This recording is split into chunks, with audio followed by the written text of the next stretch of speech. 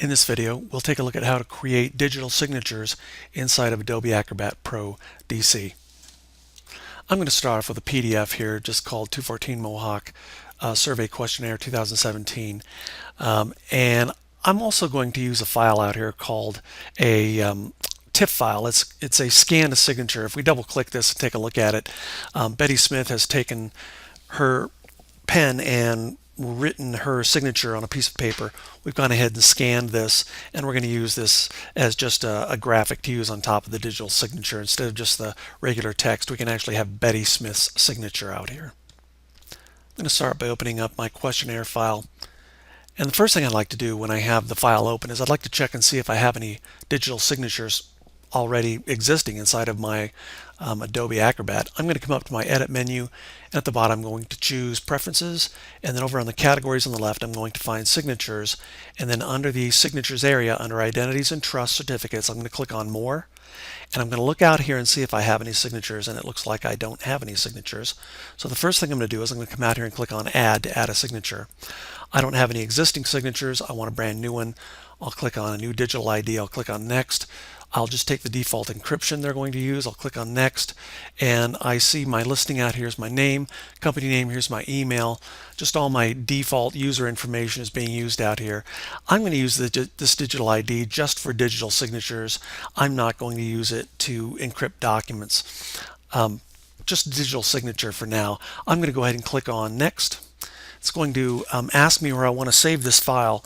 Now, the digital signature is actually what's called a private key, and the private key is saved in this file called, in my case, it's going to be chris.pfx, and I'm going to save this under the digital IDs folder living on my desktop. This is the folder we saw just a moment ago. You could save this in the default location, but you can save it really wherever you want. So I'm just going to save these on a folder on my desktop so that we can keep an eye on what files are created here. So here's my private key that lives out here, the private key file for the digital signature. I'll use my password out here, and I'll verify the password, and I'll click on Finish. And there is my digital signature living out here inside my digital ID and Trusted Certificate Settings dialog. Now if we come back and take a look at the folder we were looking at when we started this video, you can see there's an additional file created. It's chris.pfx, and this is what's called a private key.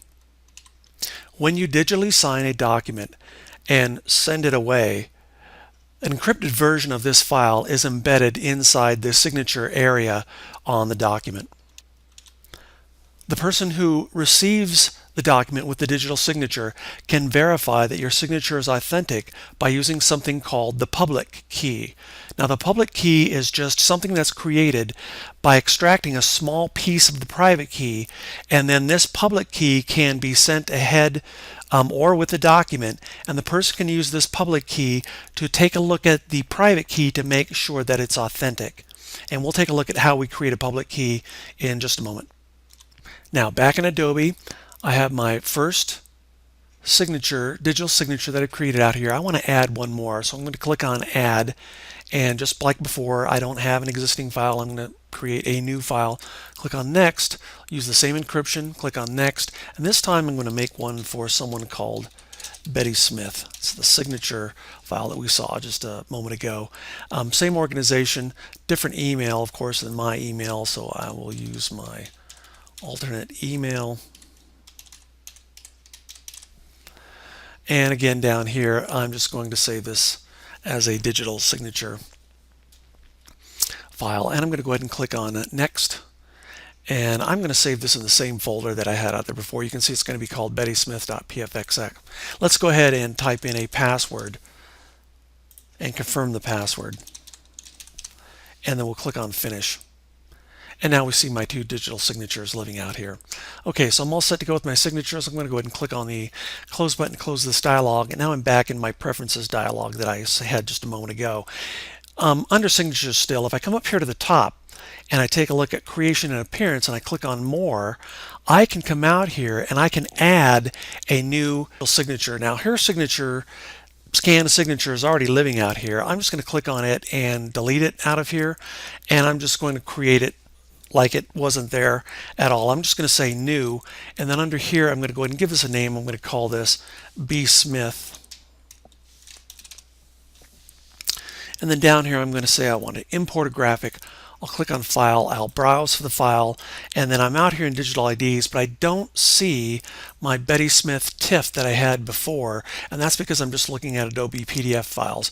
But if I click the list and scroll down here and take a look, you can't see it because it's off of the recording screen, but I'm going to just take a look at all files, or I could take a look at TIFFs in particular because I know her image is a TIFF, and there's Betty Sig TIFF. I'm going to go ahead and click on it, click on Open, and there's Betty Smith's signature. I'm going to go ahead and click OK, and there's Betty Smith's signature. This is how it's going to look whenever I take this signature and apply it to my actual digital signatures that I have installed in my system here. So I'm going to go ahead and click OK. And now I see B. Smith living out here. If I had other signatures to scan, I would just scan those, save those as files, and bring them in using the same technique. Go ahead and click OK. And I'm done here, so I'm going to go ahead and click OK one more time. And now I'm back in my document. We are done with this video. In another video, I will show you how to apply digital signatures to a document, and I will also show you how to create and use a public key along with your private key.